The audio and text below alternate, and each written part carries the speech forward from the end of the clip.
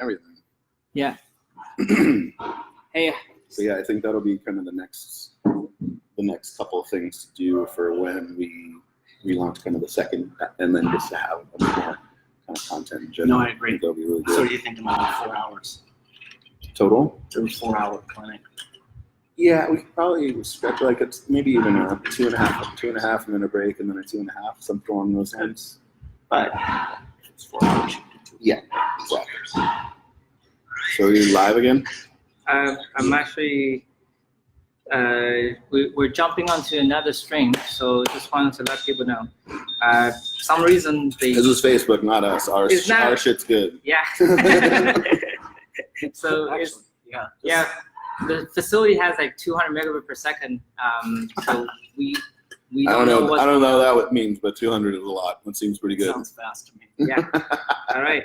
So well, I guess we can recap a little bit. So so my name is Daniel. I think I've been answering a lot of technical questions. I know that you guys probably hear a lot from me, but I have so much respect for those two coaches, and I'm so lucky that I'm so close to them. And Chris just moved out to Tennessee, which I kind of missed. I'm like, well, you will be here. It'll be, we can actually, do a lot more. Do a lot more. Yeah, but this it's always good though. You open up a lot more different opportunity, because when Chris was out in Tennessee, then he will also have access to like Rich Ronings and Matt Frazier. Got to do a lot of experimenting. I mean, I think that that's the thing that for me that makes this program so special is I know what small doses of endurance training has done to help those athletes, right? Whether it's Froning or Frazier, Camille or Tia. And the truth is that their strength numbers have gone up, and it's without intent. Right. It's an accident. Right. Yeah. Imagine if you are intentionally now recognizing that this set of population of people, this grouping of athletes that's been kind of ignored because they're not on the extreme in terms of their endurance, and they're not on the extreme in terms of strength. Right. But what if you take and you have intent from both extremes and you apply it to this middle population of people? Yeah. And what we've seen is like with the Fronings and the Fraziers, that they've gotten stronger without that intent, without that expertise. Yeah. Imagine if you put in expertise, and that's what's cool. Yeah, and I think that's what really kind of attracted me to you in general, was just the fact of just even the words aerobic capacity. Because reading all the literature and all, specifically the Russians and Brushansky talks about how aerobic capacity directly influences anaerobic capacity. So the bigger aerobic capacity, the more you have aerobically, the more you can actually lift, not only just baseline general, but also maxes, strength, endurance as well. So now if we can start to kind of weave those, and when we first met and started talking, we were literally talking the same language from two different kind of standpoints, talking time and talking, effort, and trying to weave these things together. And it was really, really unique because we sat down at lunch and we started talking, and we both kind of had an aha moment. We're like, we're saying the exact same thing. We're just coming at it from two different angles. Like, we should really put these two things together, because we're rolling down we're running on the same, on the same ideas here, and to really kind of put those things together. And again, we were right, but it's also, figuring out the nuances of things and kind of getting them together. And it's been actually a really cool process. It's been fun, but it's definitely takes some time, because, I don't want to fuck with your shit. And you don't want to fuck with my shit. We want it to be perfect and good for everybody. It has to be, because, we can't put anything else out that would be, less than that. Really. Well, I mean, I think that's the evolution of something, is that you come up with these ideas, and conceptually it's like we both see it in our own minds, right? Because we're out in front. Right. But then you want to also validate it and make sure that it works, not just for one person, but for an entire population. Show that it can work for everybody. Right. And that's the thing, is that there's always this level of uncertainty, because you're just like, well, you know what? I want to keep testing.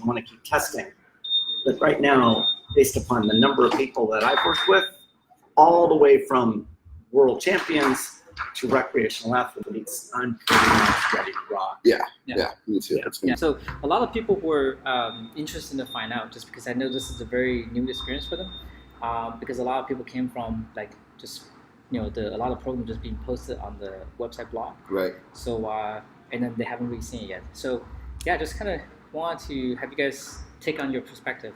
I mean, I think that was the thing that resonated in our initial conversations was our belief in personalization and finding that most efficient and effective way to create adaptation. And Right. if we're really going to service this market of non-specialists, then we can't make mistakes. It's got to be precise, and the only way to do that is by being precise in terms of the volumes we're asking, in terms of the intensities that we're asking, and then also what type of recovery that they're taking. Right. And yeah, I mean, I was captivated by you and what you're doing in terms of the strength side, but in the endurance side, everything that I do is personalized, meaning I'm going to tell you exactly the distance that I want you to complete. I'm going to tell you the pace that I want you to hold. And then the type of recovery, whether it's a passive recovery, you're going to sit around and do nothing, or an active recovery. And then if it is active, maybe it's a walk, maybe it's a jog. Right. Yep. And I think that's, again, more than anything, anytime that we talk, I just come back to the issue of time. And I think, if we can, that's something where I think a lot of people will fail. And I think if we can control time, and we can kind of therefore ask for certain things within those parameters and control the time, that's where we're going to be able to get more and more done. And that's what's going to be so unique with what we have going on with some other just kind of standard stuff is, the computer, the program is going to populate not only your percentages, but you're also going to be told, pace, time, rest periods, etc. And those are going to be specific to you based off of the numbers that you're going to give us. So this is the way that we can program as close to literally seeing you move, seeing you run, and talking to you in a broader sense that everyone can kind of participate. Because not everybody can get to Tennessee. Not everybody can get out to California and do this. Yep. So this is about as close as we can get to us literally being in your ear, talking about this, getting you on and doing exactly what we would love to ask you to do in person while we're there. And, by all accounts, everything that should be there.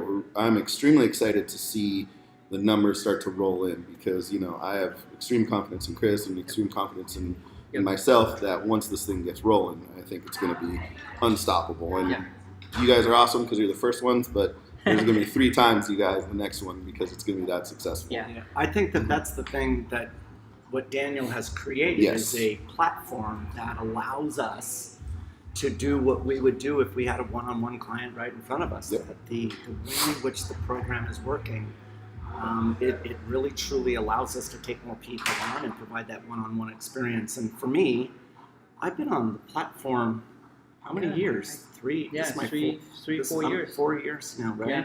Mm-hmm.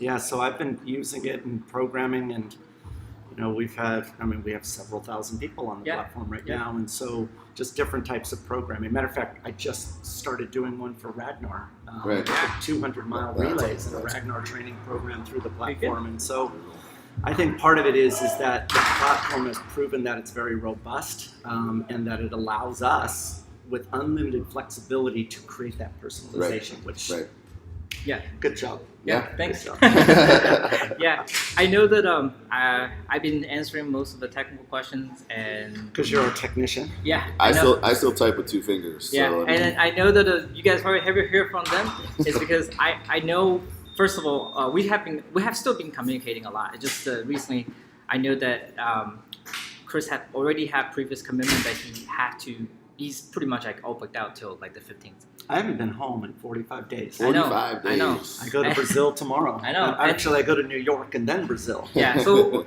I'm trying to get all the questions that can potentially happen.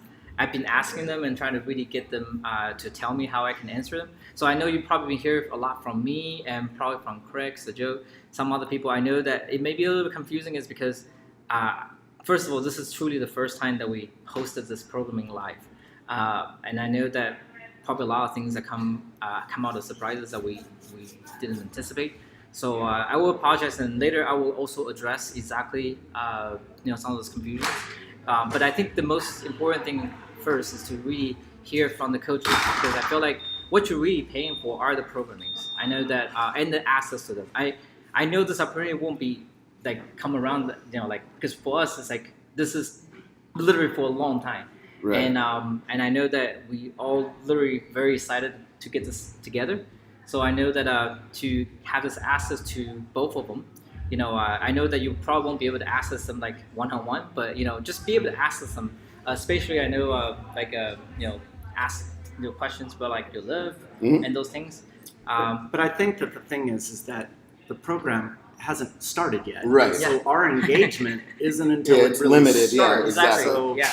a lot of it is that, we need people to, when Yeah. they sign up, they need to be doing their baseline tests and be Yep. ready to rock and roll when the thing releases, which is Yep. on, The 15th. that's right. Good. So you'll be able to, we'll be able to answer. We'll actually have more ability to affect content and also affect the community that we're going to have on the Facebook community once things start to kind of roll around. And just to echo what Chris said, make sure your baseline tests are done, because that's going to allow the program to populate your numbers, your percentages perfectly, and then that'll allow us to start going. And in regards to that, as far as like what some of the maxes that I'm asking you to accomplish, there is a little bit of confusion, and so what we're going to go ahead and allow this time around, because of where we are in the process, is allow any of the from a 1 to a 7, and we're going to go ahead and address those and populate those, and those will populate your numbers. If you can get to a 1 rep max, that'd be ideal, because that will allow us to really refine the numbers, because that's how it was built. But that's with our best intentions, and that's in our perfect world. So we understand that sometimes a 1 rep maximum isn't either safe for people or ideal for people. So do whatever it is that you can.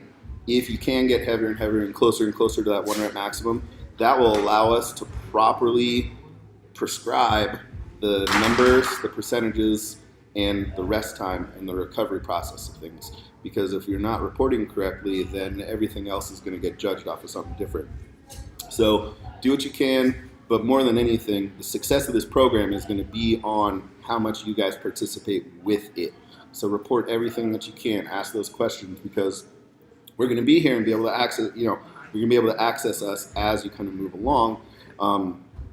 But the more precise you are with your with the programming, and you write those numbers down and you're honest, that will allow the program to be honest. And if the program ideally is just going to really, really work well, but in order to do so, we need you guys to make sure that you're, putting in the, the numbers and the information that we're asking you to. I think that's what's cool.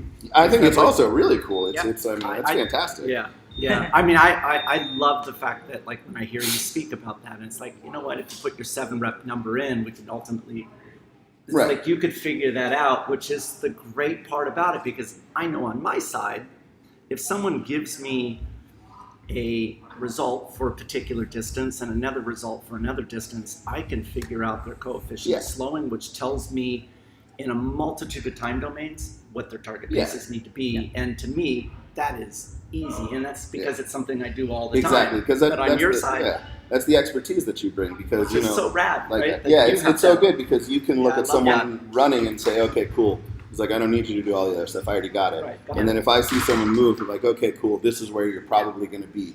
So I mean, to allow that sort of expertise be done through, It's never been typing done. on the interwebs, I think Yeah. it's really It's quite never amazing. been, it's never been done before. Not as accurately as I think And- it will be here. and on both ends of the spectrum. Well, yeah, even That's further. never been done. No. Yeah, no, I think that's the part that's really exciting. Yeah.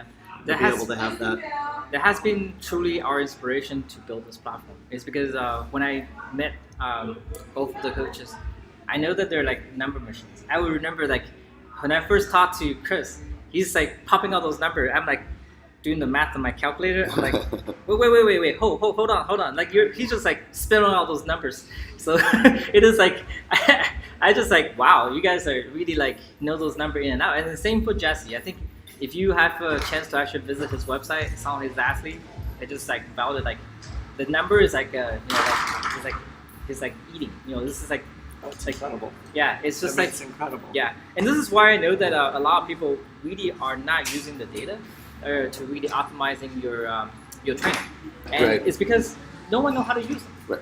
Yeah, it's, Well, I think that's the problem with today is that we're so buried in data and that you can't I can't tell you the number of athletes that come to me and they'll buy some fancy Garmin watch and they're like, okay, so here I'm going to send you, the soft copy. Can you interpret it for me? They have no idea what it even says. Yeah. Right. And I think that's the problem, is that they're getting paralyzed. And what does an athlete really want to see?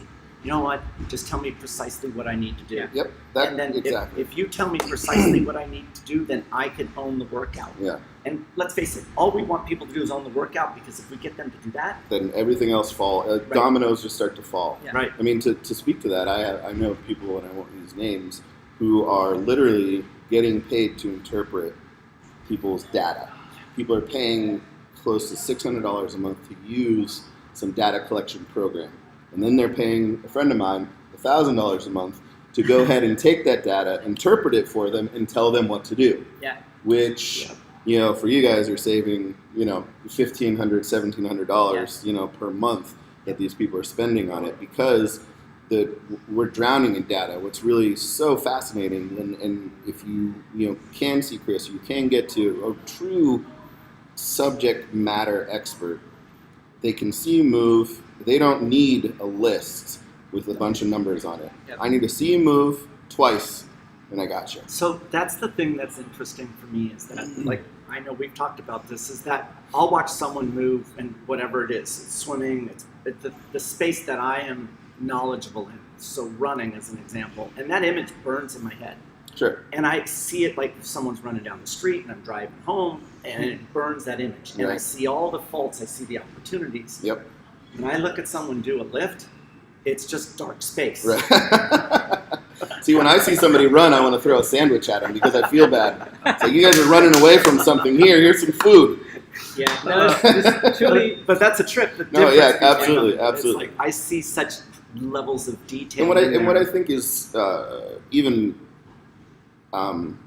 cooler for me is to recognize an expert is someone who can say, like, I don't know what the hell. I don't know. I know what I'm really good at, but I also know what I'm really not good at. Yep. Like, I'm not going to be able to help anybody run.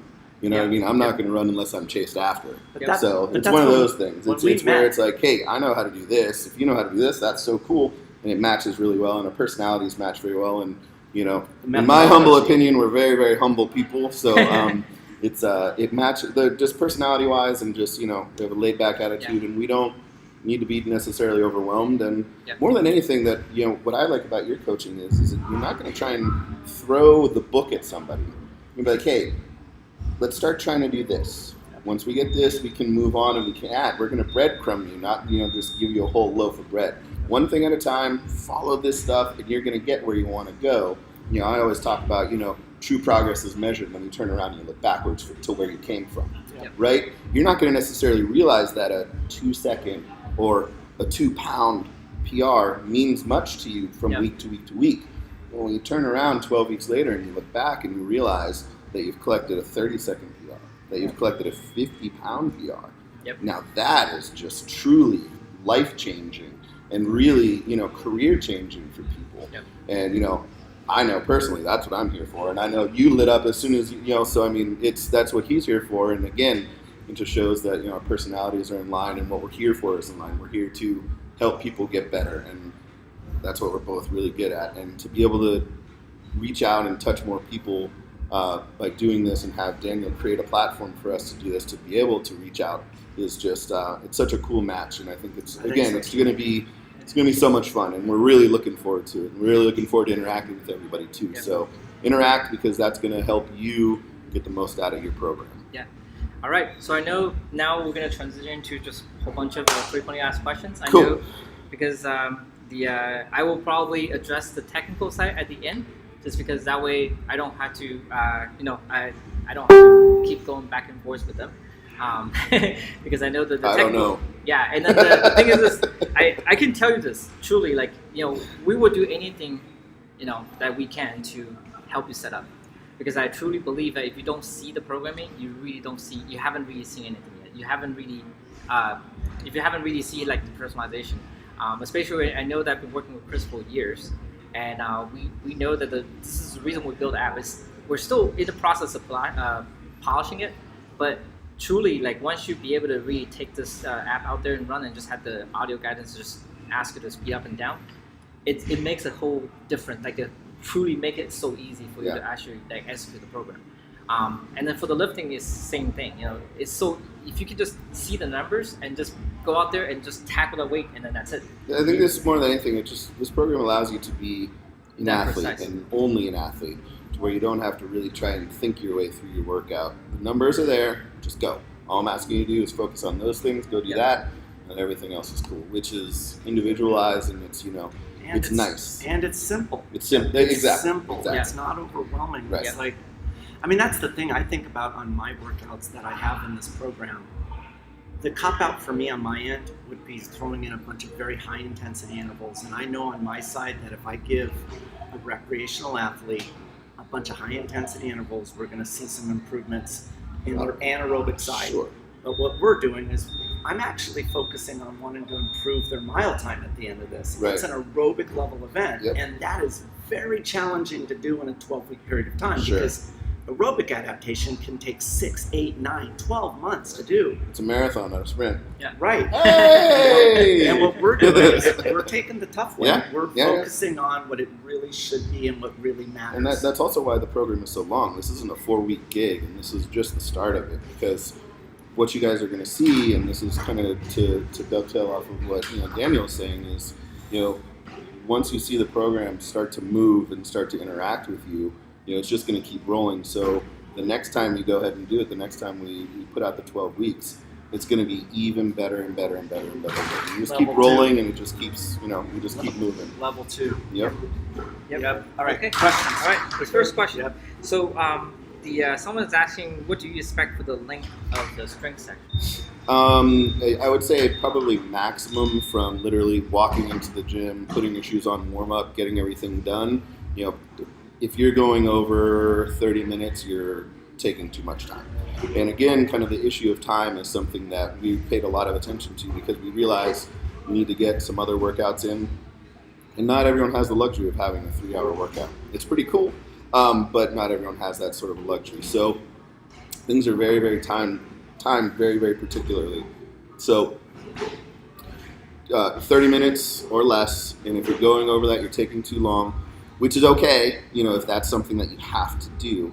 But just, kind of be honest and make sure you're reporting it right, and everything else will kind of, adjust itself as kind of programmed. But, half an hour should be plenty, which gives you another time to be able to throw a wad in, some skill stuff, and then, head on home. Yeah. Another question come in is, if I receive the programming from, this is also something that been asked a lot in Chris's community too.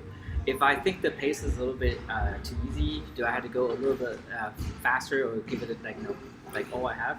So I think that's the cool thing about the software is that you basically are dictating your paces with your prior results. Yeah.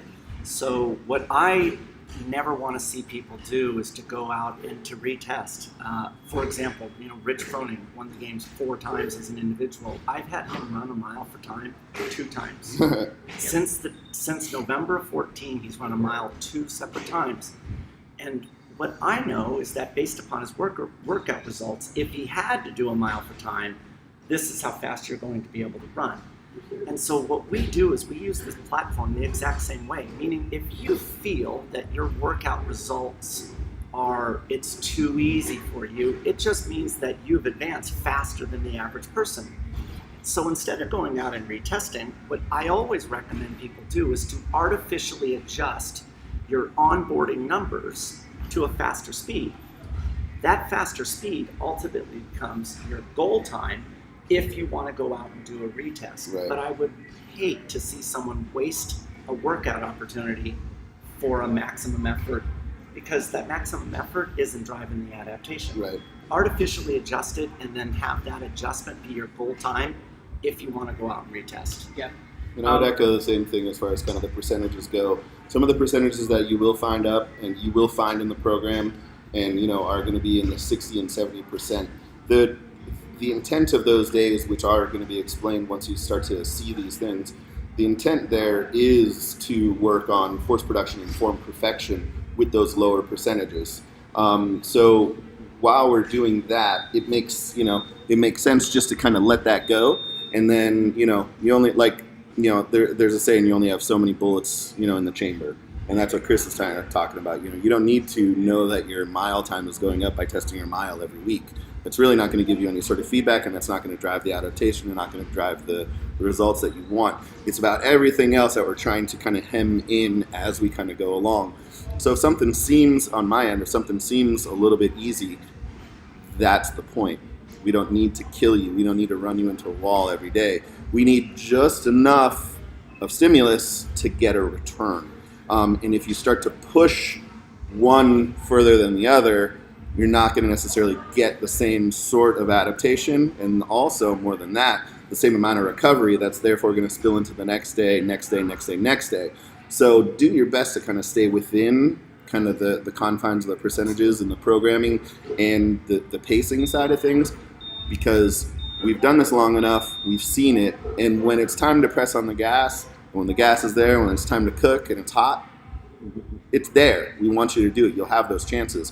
But everything else is about getting you just a little bit forward without dragging you down backwards. Yeah. So say that, you know, in a simple term, it's more like really stick with the numbers. Right. Because I know if you just test your baseline properly, that number should be very, very accurate. Yeah. And then I know the you know, I personally follow through those numbers, and you just would be amazed like what those number down there. If you just follow like 1 or 2 months in a row, what would that do to you? And I mean, if you know, like I said, this is not something that we did yesterday. This is something that we've been working on and talking about for a long time. And my biggest concern when I start to work with people is not necessarily the hour that I have of them in front of me. It's the 23 hours that I don't see them, because I don't know what the fuck you guys are doing. But so we have to factor in more and focus more in on the recovery side of things than what you guys are actually seeing. We're taking that and trying to add as much as we can without understanding and knowing and hoping that this is, you know, the recovery side of things, your sleep, your diet, etc., is as dialed as it can be, because that will help drive the numbers up.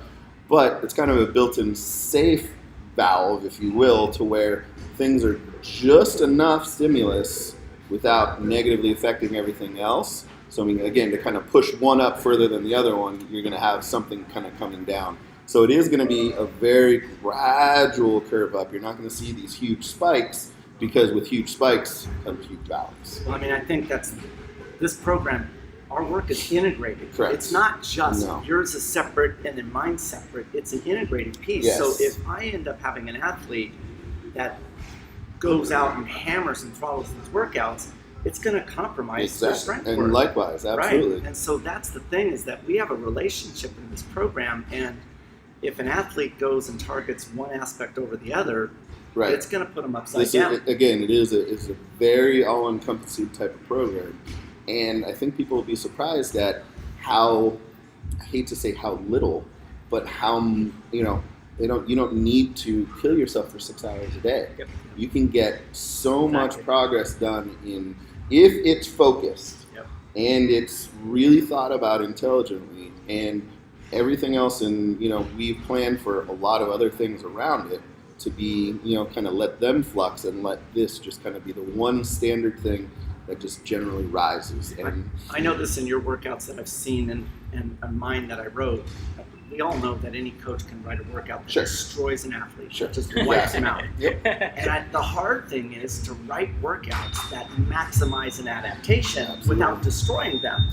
It challenges them, but the truth is that it's not going to destroy you, because we're trying to make them confident without just putting the hammer down every single day. And that's the mistake that a lot of coaches do. Is they think that a higher intensity is better, and that's just not true. And I mean, in the same token, you know, higher volume is going to be better. More is not better. More is more on both ends of the spectrum. And what we're trying to do is just get enough to get an adaptation. And again, those breadcrumbs, you know, will add up to a whole lot at the end of the program. Like you said, you need you know what, good rest afterwards. Of course. You need good nutrition to create that adaptation. Of course, of course. So me as a athlete, so I know it doesn't, maybe it didn't look like an athlete, but I did actually weightlift though. I actually did some powerlifting meets. So when I work with the right coaches, I feel like that's the part that amazed me, is like, oh, I didn't actually feel like I get destroyed and beat up. But when I actually were used to like training, I was just like, I literally get sick. I get too much volume or whatever I do. I torn my shoulders. I get injured, and then that's basically the end of the game. Right. Yeah. But that's the thing, is that you don't Yeah. want to go back into the gym if every day you're having to max out in something. And Exactly. what we're trying to do is actually create a great experience so that you want to come back the following day. And if we can get you to stay with the program the whole 12 weeks, then we're going to create a massive adaptation. And what we want is, we almost want to piss you off. We want you to itch to come back in 13 weeks and retest everything and show us just what you have done. And I mean, by the time you get there, you're going to be so amped to just go absolutely nuts on a mile, absolutely nuts on a power clean or whatever it is. You're just going to, once we actually let you loose, you're going to be surprised at what's there, which is the whole point. You know, I think I have 9 people who are getting ready for a meet right now. And, you know, we're going to be touching about 90% weight here in the gym. And once we get to the meet, they're going to be handling 105 to 110%. And that's stuff that they've never necessarily touched. Yeah. But it's taken a long time to kind of develop and build this trust. Like, look, I know you haven't touched this weight, but I promise you it'll be there. You just trust the progress, And, you know, there's 4 all-time world record holders who are back there right now. And they, you know, they have never lifted in the meet what they've, they've never touched those weights in the gym. So, I mean, you know, and I'm talking, you know, anywhere to 80 and 100 pounds of a difference. So, you know, the intent is there. Let it happen, and, you know, at the end, it's going to work out. Yeah. So I'm going to probably fly through some of those questions so we can shorten it. Awesome. So I have been doing gym Wendler cycle for bench, squat, and deadlift, plus usual CrossFit workout. Can I keep training with the Excalibur program? I probably wouldn't say you can do the 5-3-1. I think, you know, the 5-3-1, my program is going to replace, you know, Jim's 5-3-1 with the CrossFit stuff. What I would do is I would start it a week early. And the reason I mean that is with the CrossFit WODs, you know, I would really hate it if there was a big back squat workout followed by a big back squat CrossFit workout. So kind of allow yourself to kind of cherry pick some workouts that aren't going to interfere with Chris's running and my lifting. But the program is a stackable program, if you will, where you're going to have some strength stuff. You can have your WODs and your skills. There'll be a running WOD skill. Those WODs and skills are up to you, so keep them there. But, you know, have the forethought and, you know, the long-range thinking of, okay, if I do this, this might compromise this, or I already maxed out on this, I probably shouldn't do it again in a WOD. So just to kind of have, you know, a general thought process moving forward. Yep. But, you know, in general, the 5-3-1 stuff is going to be replaced by my stuff. You're basically adding my stuff and Chris's stuff to the WODs that you're already doing. Yeah. All right. So this is now the testing for the running. So so can we test a run on the rolling hills, or we had to retest this run on the flat track, if that's recommended? So in the terms of the test, you're going to be doing a 400-meter max effort test and a 1-mile max effort test. Preferably, you would be doing it on the same track, a running track, that you would be doing your workouts on. But I also understand that a lot of people don't have access to a track. So then in order to keep the workouts matching up with the baseline testing that you're doing, it's got to be a flat, open section of road. Now, I've had a lot of people that mark out 400 meters of flat, open section of road, and they do out and backs on it. That will be completely fine. If you do create a 400-meter length of road, just put some markers in there so you know where the 100 meters, the 200, the 300, that they are located, so that you have the precision to hold on to the pacing that is prescribed in the workouts. And just so everybody knows, this is a weird bit of trivia that I know for some odd reason, that I think every 10 miles, as far as highways go, there has to be a 1-mile stretch that's flat and straight.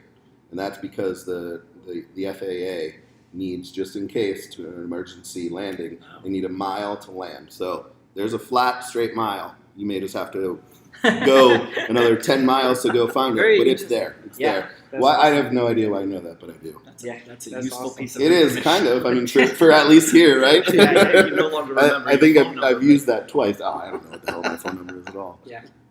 All right. So I'm gonna continue. Go. Let's see. These are nice.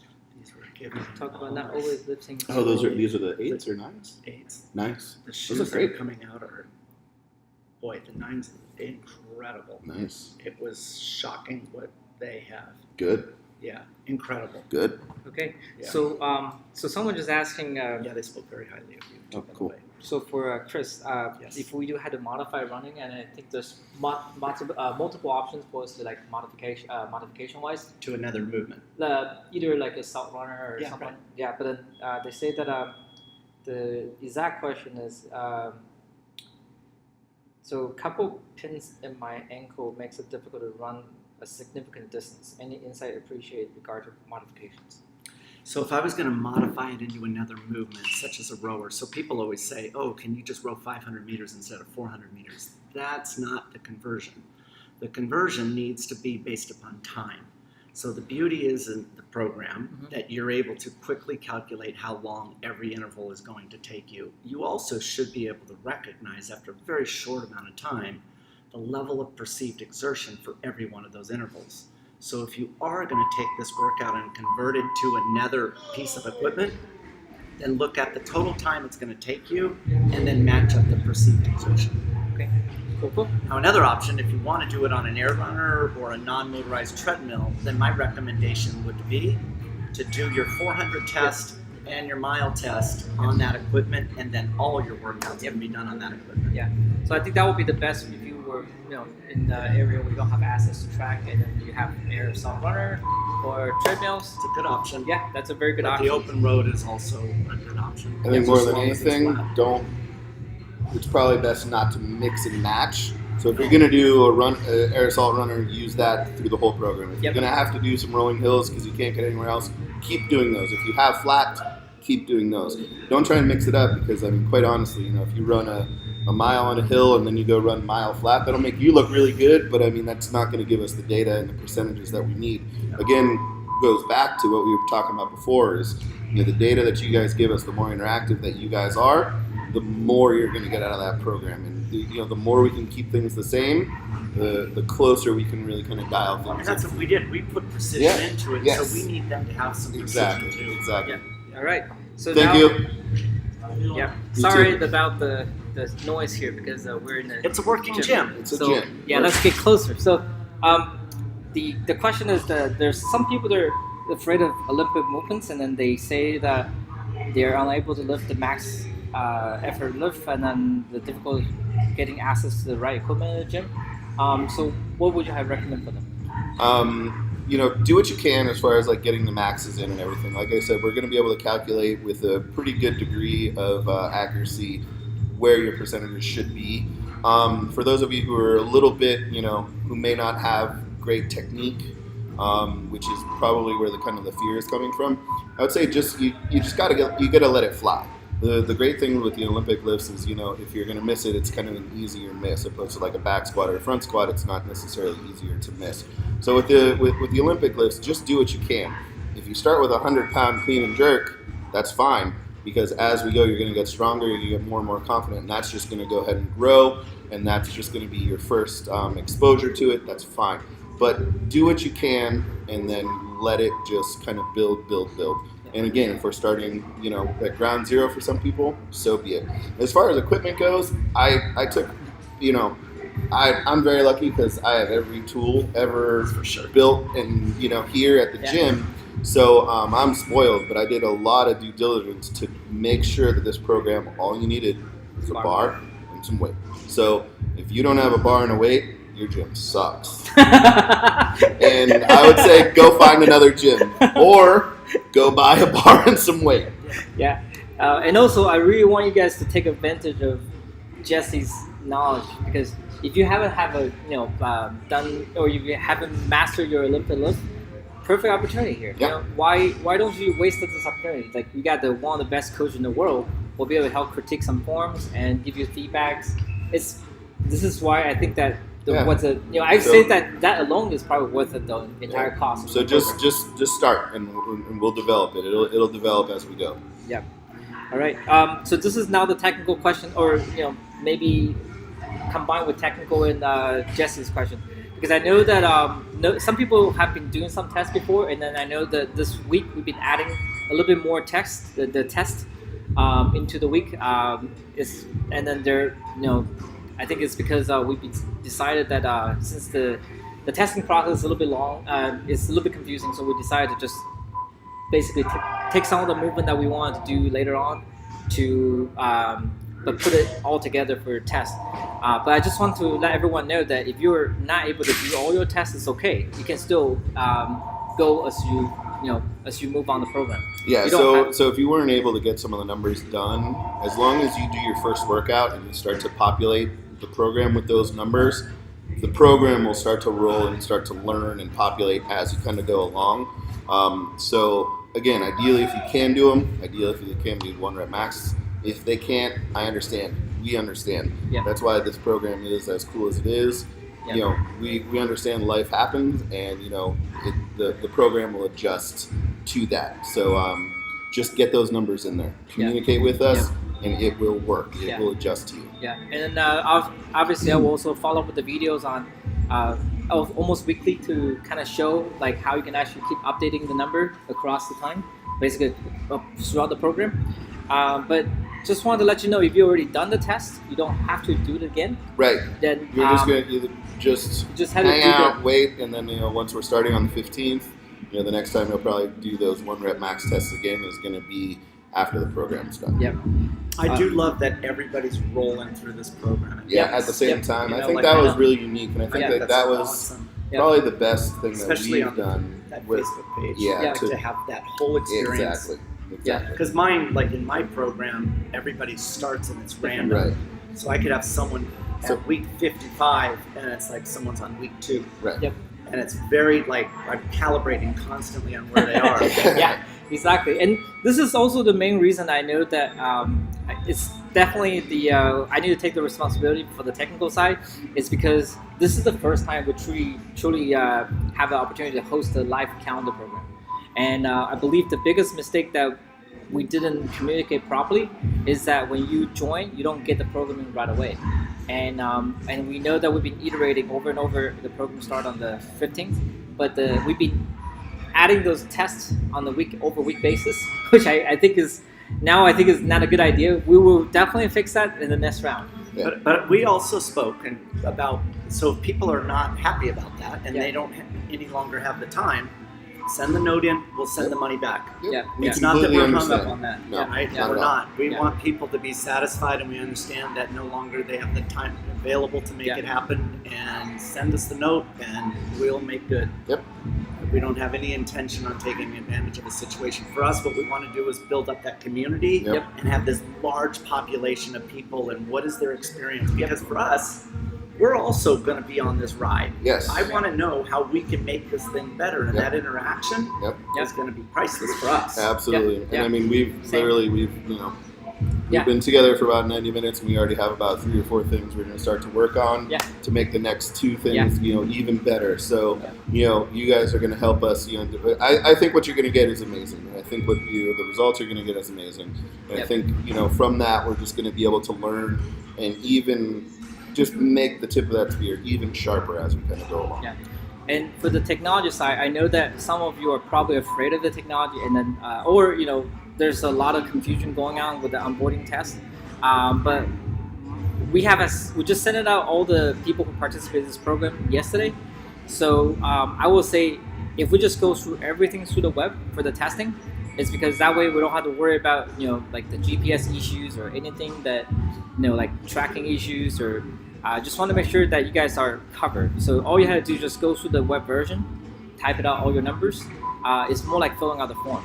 So just do your test, write it down, type it in, or just email Daniel. Yeah, or you can email me, which is email Daniel. Yeah, but like I say, I will have full commitment to make sure you guys will all up and running. So you shouldn't have to feel frustrated.